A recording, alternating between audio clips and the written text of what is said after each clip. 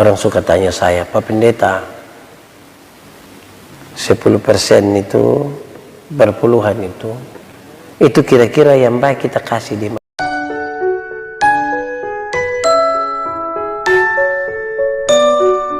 Yang paling buat kita susah itu adalah kalau yang bagian dari Tuhan punya tidak segera cepat-cepat kita berikan. Ada orang ketika dia terima uang, terima berkat, dia berencana untuk memisahkan yang 10%.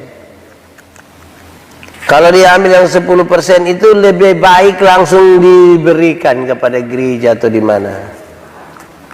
Sebab biasa yang kita lakukan itu adalah kita simpan tahan. Kalau sudah simpan tahan itu pasti ambil tahan. Dan kalau sudah ambil tahan itu pasti pemutihan. Dan kita mau bikin komitmen baru untuk kepentingan itu. Pernah alami kok?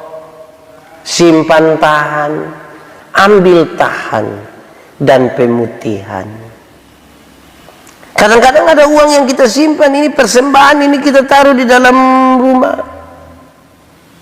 Pagi-pagi waktu jalan-jalan di luar ketemu orang, kita sambil bercerita, tiba-tiba ibu dari belakang, "Papa, yuk. Bikin apa?" "Mau bayar ikan." Mama tua sudah terlanjur ambil ikan. Pasti bapak bilang, ambil tahan. Ambil tahan yang mana? Yang di envelope putih itu.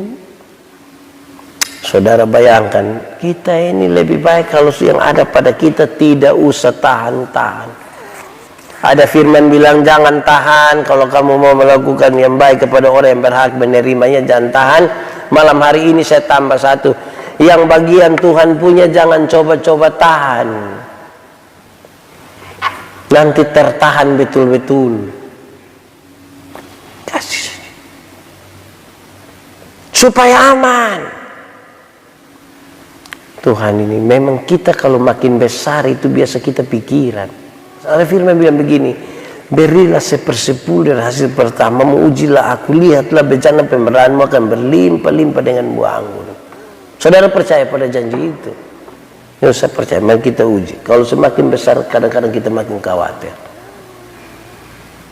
Kalau 10.000 perpuluhan berapa? 1.000. Pasti kasih toh. Kusahin 1.000. Angkat, kasih. Tuhan kasih naik 100.000 perpuluhan berapa? 10.000. Masih kasih? Kasih.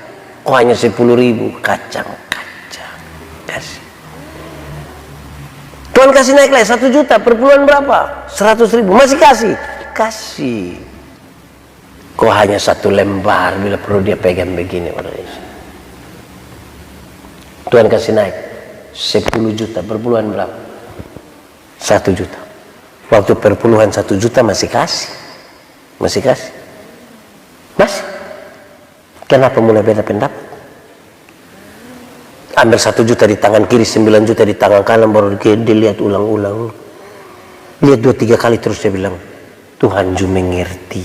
Mengerti apa? Itu kita yang mengerti itu. Kita buat hati ini betul-betul terikat di harta, saudara. Sampai-sampai ada orang bisa melepaskan Tuhan hanya karena harta. Di beberapa tempat, saudara, ketika para buruh mau bergereja, ada kesempatan di mana para pengusaha itu menaikkan mereka punya uang lembur itu 2 kali lipat. Membuat para buruh ini pikiran, mau pikir gereja atau terima ini uang 2 kali lipat ini. 2 kali lipat. Kadang-kadang uang ini bisa buat kita susah, komitmen kita bermasalah. Saya baca satu kisah kecil ini, ada seorang bapak jalan dengan istrinya. Pak ini jalan di istrinya, tiba-tiba mereka lihat uang 2.000 rupiah di jalan, ada uang 2.000 rupiah. Terus yang ibu ini pas mau ambil, suaminya bilang, "Mama, jangan." Kenapa? Jangan, tidak boleh. Itu bukan kita punya. Tapi kan tidak ada orang yang lihat, Papa. Sekalipun orang tidak lihat, ingat itu bukan kita punya. Oke, ini ibu tidak ambil, orang jalan terus. Beberapa ratus meter ke depan tiba-tiba mereka lihat ada uang 100.000 di situ. Ya kalau tadi istrinya mau ambil dilarang, sekarang suaminya yang mau ambil. Istrinya bilang, "Papa, jangan." Kok kenapa? Itu bukan kita punya. Tapi suaminya bilang begini, "Tapi kan tidak ada orang lihat." Istrinya bilang, "Sekalipun tidak ada orang lihat, itu bukan kita punya. Tadi kan papa yang bilang." Terus suaminya bilang begini, "Mama, coba mama pikir baik-baik. Kalau satu hal yang sama Tuhan izinkan terjadi di kita 2 kali, itu pasti ada maksud Tuhan buat kita.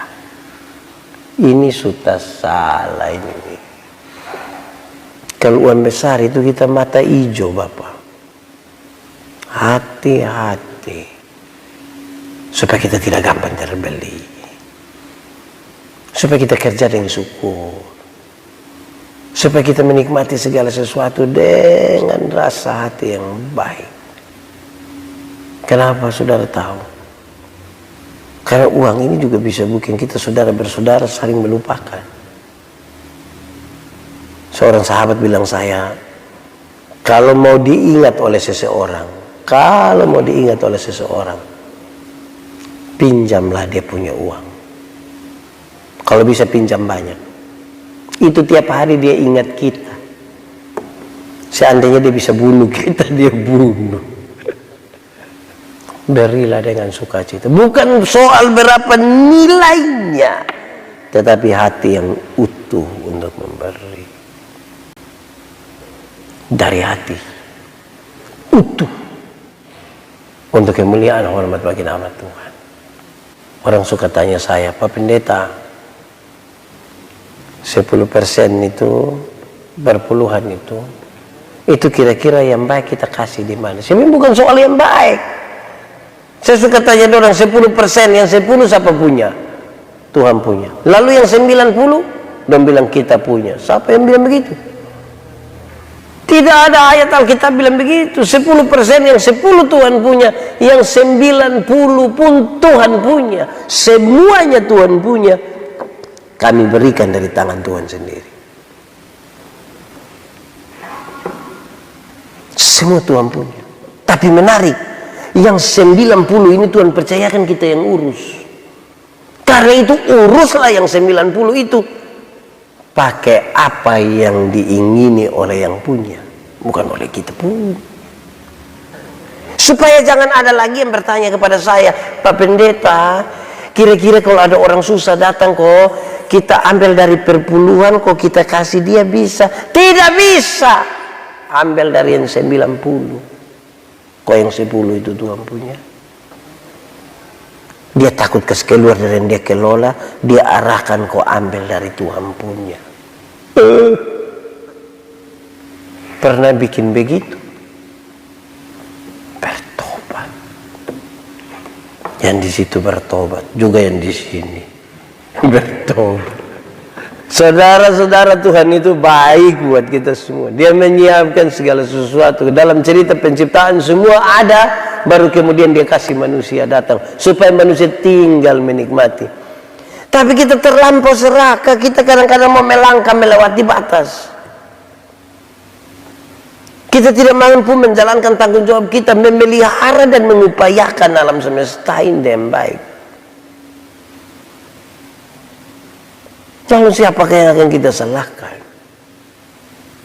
Diri kita.